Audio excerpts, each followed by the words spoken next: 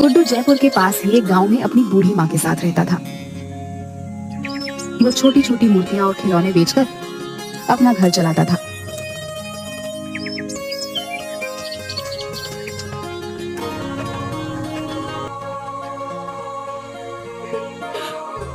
अरे माँ, क्या हुआ?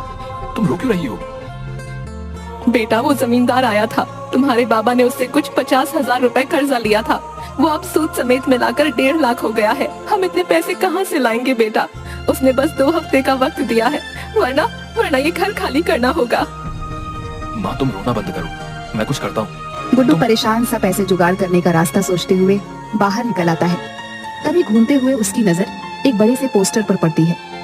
10 दिन बाद जयपुर शहर में मूर्तियों का एक एग्जीबिशन होने वाला था। उसे एक उम्मीद की किरण नजर आई।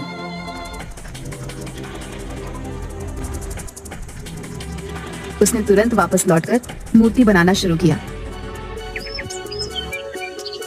और 9 दिन की मेहनत के बाद 10वें दिन मूर्ति लेकर एग्जीबिशन में पहुंच गया।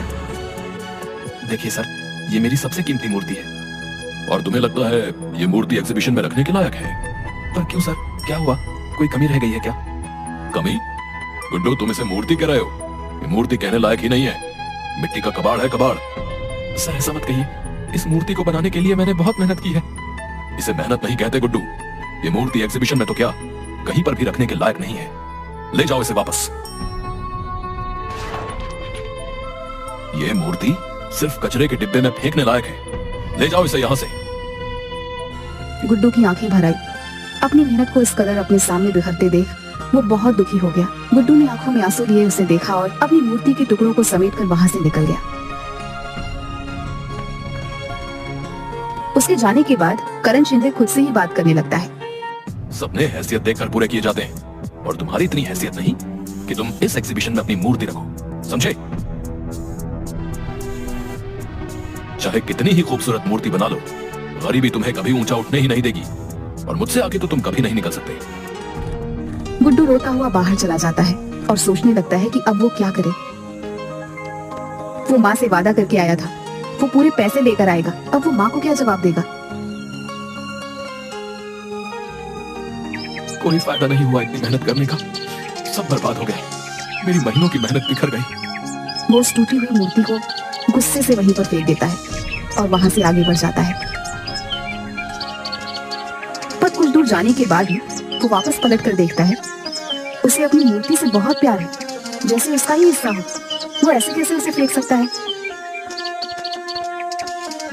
चाहे जो भी हो, चाहे मैं कितनी ही बार असफल रहूं, पर मेरी मूर्तियां मैं नहीं फेंक सकता।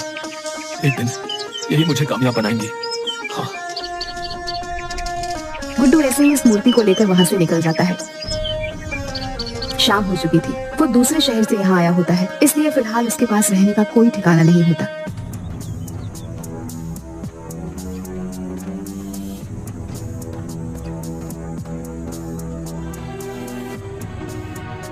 गुड्डू बहुत थक गया होता है, इसलिए वहीं बेंच पर पीठ लगाकर एक झपकी लेने लगता है। गुड्डू काफी देर तक सोता रहता है और फिर अचानक एक आवाज के साथ उठता है। कौन है? पर वहाँ कोई होता ही नहीं। अचानक गुड्डू की आंखें हैरान से बड़ी हो जाती हैं जब वह अपने सामने अपनी मूर्ति को देखता है। ये मूर्ति तो टूट गई थी, ये वापस ठीक कैसे हो गई? वो मूर्ति के पास जाता है और उसे छूकर देखने लगता है। ये तो सच में पूरी हो गई, पर ये हुआ कैसे? ये तो पूरी टूट गई थी। गुड्डू अच्छे से ऊपर से नीचे तक, आगे से पीछे घूमकर उस मूर्ति को देखता है और फिर अचानक खुशी से उसकी आंखें चमक जाती है। ये तो चमत्कार हो गया, मेरी मूर्ति ठीक हो गई, मेरी मूर्ति। गुड्डू खुश होते हुए उस मूर्ति को गले से लगा लेता है। कोई बात नहीं, अगर इस बार मैं सफल नहीं हुआ, पर तुम ठीक हो, ये मेरे लिए बहुत बड़ी बात है। वैसे भी शहर में मैं किसी को नहीं जानता, तो आज यहाँ रुक जाता हूँ, सुबह होते ही चला जाऊंगा। गुड्डू उस मूर्ति को एक पेड़ के नीचे खड़ा करके एक दुकान पर कुछ खाने के लिए लेने चला जाता है। और थोड़ी देर बाद जब वो वापस आता है तो हैरान रह जाता है। मेरी मूर्ति कहाँ गई? यही तो थी मेरी मूर्ति, मेरी मूर्ति। गुड्डू वहीं खाने का सामान रख आसपास मूर्ति को ढूंढने लगता है और आसपास देखते हुए उसकी नजर पार्क के गेट पर चली जाती है, जहाँ मूर्ति के पास एक औरत खड़ी होती है। जो ध्यान से मूर्ति को देख रही होती है। कौन हो तुम और मेरी मूर्ति को कहाँ लेकर जा रही हो? ये आपकी मूर्ति है? हाँ, ये मेरी मूर्ति है और तुम इसे चुरा कर ले जा रही थी। नहीं नहीं, मैं तो यहाँ से गुजर रही थी और इस मूर्ति को यहाँ देखा तो बस रुक गई। मेरा नाम मधु है। झूठ ऐसा बोलो जो पकड़ा ना जाए। ये मूर्ति मैंने पेड़ के नीचे रखी थी।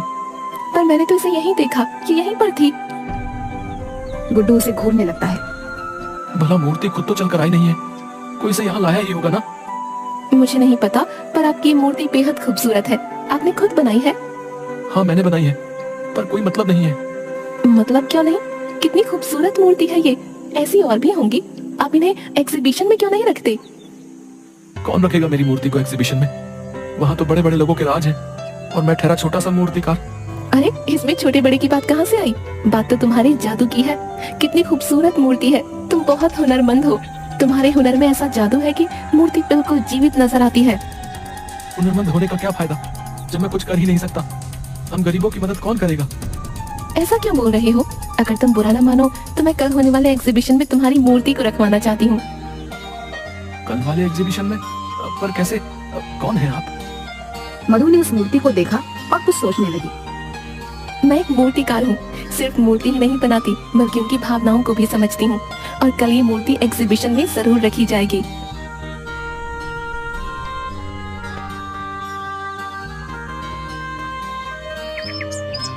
अगले दिन एग्जीबिशन में गुड्डू की मूर्ति भी रखवाई जाती है, पर किसी को गुड्डू का नाम नहीं पता होता, क्योंकि ये पहली बार हुआ था जब गुड्डू की कोई मूर्ति एग्जीबिशन में रखी गई है। गुड्डू खुश होकर देख रहा था। सबसे ज्यादा भीड़ उसकी मूर्ति के सामने होती है और ये सब देखकर उसे बेहद खुशी होती है। करण शिंदे ये सब देखकर उसके पास आता है। तुमसे कहा था ना तुम एग्जीबिशन में मूर्ति नहीं रख सकते, फिर किसने रखवाई ये मूर्ति? आपने तो तोड़ी दी थी और शायद आज मेरा यहाँ आना लिखा था। मेरी मूर्ति ठीक भी हो गई और मधु जी ने मेरी मूर्ति एग्जीबिशन में रखवा भी दी। मधु, ये कौन है? एक मूर्तिकार है, यहाँ एग्जीबिशन में है वो। शायद उनकी मूर्तियां भी हैं। यहाँ मधु नाम की कोई मूर्तिकारा नहीं है और ना ही उसकी कोई मूर्ति है। गुड्डू उसकी बात सुन हैरान रह जाता है। वो इधर उधर देखता है पर मधु उसे कहीं नहीं दिखती। वो सारी मूर्तियों को भी देखता है पर उसे कहीं पर भी मधु की मूर्ति नहीं मिलती। ये सब क्या हो रहा है? मधु नाम की कोई इंसान नहीं, फिर वो कौन थी जो कल मुझे मिली थी, जिसने मेरी मूर्ति यहाँ प्रदर्शनी में रखवाई? गुड्डू परेशान सा यहाँ वहाँ देख रहा था। तभी अचानक उसकी नजर अपनी मूर्ति पर चली गई। मूर्ति का मुस्कुराता हुआ चेहरा देख गुड्डू को याद आने लगा।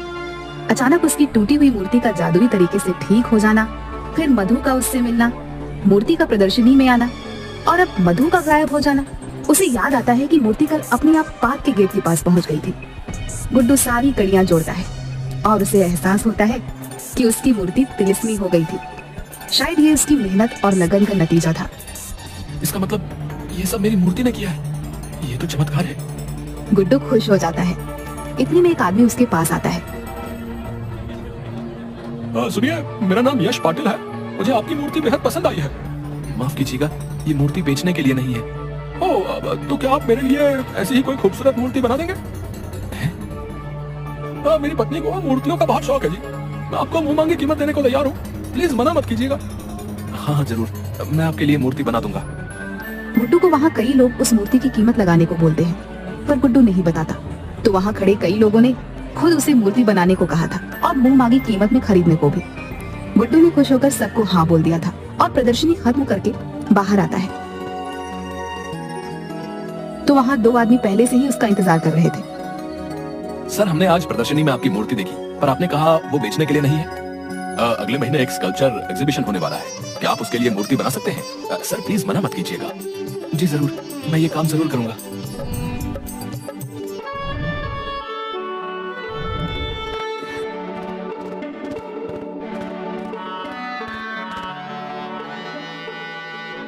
उसे यकीन हो गया था कि ये सब उसकी मूर्ति ने किया है।